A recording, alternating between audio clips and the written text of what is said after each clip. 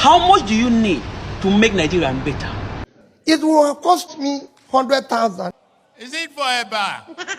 Is it for Gary? Is it for beans? I know. Hello guys, hope you're doing good.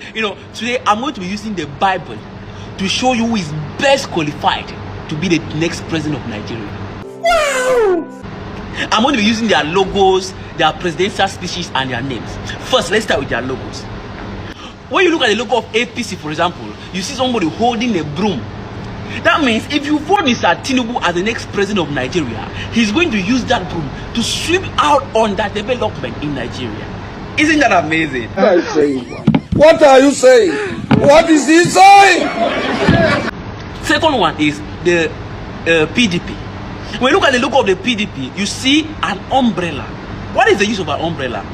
To cover yourself against unwanted stuff, maybe rain or sun. So if you vote Mr. Atiku as the next president of Nigeria, he's going to use that. He's going to cover Nigeria against unwanted attacks, external attacks, or even from Boko Haram. Is that not amazing? Raise us and train us well, or we will break your heart at old age.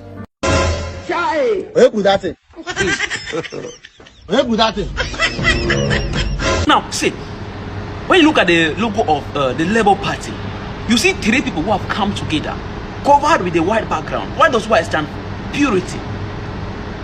What does the Bible talk about the gathering of people? The Bible says, when two or more are gathered in my name, I am there with them. And whatever they agree on earth, it's established in heaven. What is the name of this party? Labour Party.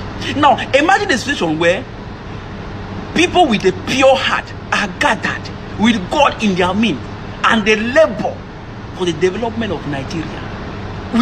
Imagine what Nigeria will be at the end of their term. Cano book. You get the point now. If you don't get it, forget about it. Let's go to their names. The first candidate I have here is Mr. Ahmed Tinubu. Since neither Ahmed or Tinubu is in the Bible, let's go to the dictionary. Ahmed, go, you too much. What does Tinubu mean? Hey! Jesus. No, let's forget about Tinubu, the meaning of Tinubu. Let's look for the meaning of Ahmed. Ahmed means somebody who constantly thanks God. So if you want a president that's going to lead Nigeria in a way that everybody is going to be constantly thanking God, then Mr. Ahmed Tinubu is the right candidate for you. It's not possible. It's not possible. There's no way out. You will see. We shall see nothing. You charlatans, misguided elements, sentimental knives. Chairman Novice, now this won't be the exam. Second candidate, Mr. Abubaker Atiku. Neither Abubakar or Atiku is also in the Bible. Let's go to the dictionary. What is the meaning of Abubakar? Abubakar means the father of a young camel. In fact, let's talk about the young camel, a father. What does Atiku? That's articulate. To be articulate means to be fluent in speaking. So if you want someone who is going to be like a father to you and make you fluent in speaking, maybe make Nigerians have freedom of speech, let's say like this, voila, then Mr. Abubaker Atiku is the right candidate for you. Okay. Last but not the least, Mr. Peter Obi. Who was Peter in the Bible? You just won't find out for me. You know. Be quiet. Let book enter your head. Peter was the first disciple Jesus called. And when Jesus called Peter, did he obey immediately or he resisted? He obeyed. Peter obeyed. Peter obeyed. Could this be a coincidence? I don't know. Peter obeyed. And when Peter obeyed and did what Jesus Christ asked him to do, Jesus Christ was pleased and he said, Peter, you are the rock, and on this rock I will build my church. What's he book? When Peter Obi was called to be the president of Nigeria, he obeyed. Is this now trying to show us that Peter Obi is the one God is going to use to restructure Nigeria? You just won't find out for me. You know. I don't know. I believe Nigerians are the people with the highest IQ in Africa, if not the world. So I believe they are going to figure this out. So last but not the least, let's go to their campaign speeches. First, I'm going to start with Mr. Abubaker Atiku. Mr. Atiku, sir, what makes you think you are the best candidate to lead Nigeria in 2023? Experience. Experience. I love that, because they say experience is the best teacher. Wow, I love that. Now, the second person, Mr. Ahmed Tinubu. Hey! It's not possible. There's no way out. Mr. Ahmed is in the gym. Let's wait for him to finish. Hey, Jesus Christ. There's no way out. Okay, sir. Now that you are finished, please, can you tell us what makes you qualified to be the next president of Nigeria? Hey, Jesus Christ. He's wearing his dresses. Okay, let's be patient enough to wait for him wear his dresses, guys. Hello guys, sorry for cutting you short. I just want to tell you that 1xBet is the best and the most reliable betting platform.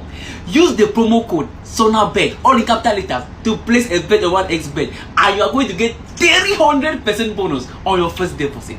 Do this and thank me later. Welcome back, fam. Okay, sir, now that you have won your dresses, please can you tell us, what will you do to solve the problem of unemployment in Nigeria if you are made the next president of Nigeria? Recruit 50 million youths into the army and the... You say? Recruit 50 million youths. Okay, if you recruit these 50 million, what are they going to be eating? What they will eat? Yes. Cassava gari, I go for. Angangalo. Cassava gari, I go. Okay now. At least you pay demand and consumption. We are good to go. Now let's go to Mr. Peter Obi. Oh, he's traveling. Okay, since Peter Obi is not around for now, let his assistant answer us. So what are you and Peter Obi going to promise Nigerians that you will do if he's made the next president of this country? Are Nigerians not tired of hearing people talk and do the opposite? I know. The importance of talking has been destroyed by the failure of this administration. We are going to do the roads. We are going to do the power. And I assure you... You say? I assure you that we need your support. I feel ashamed to talk because someone like Buhari has talked and he failed. Nigeria from top to bottom.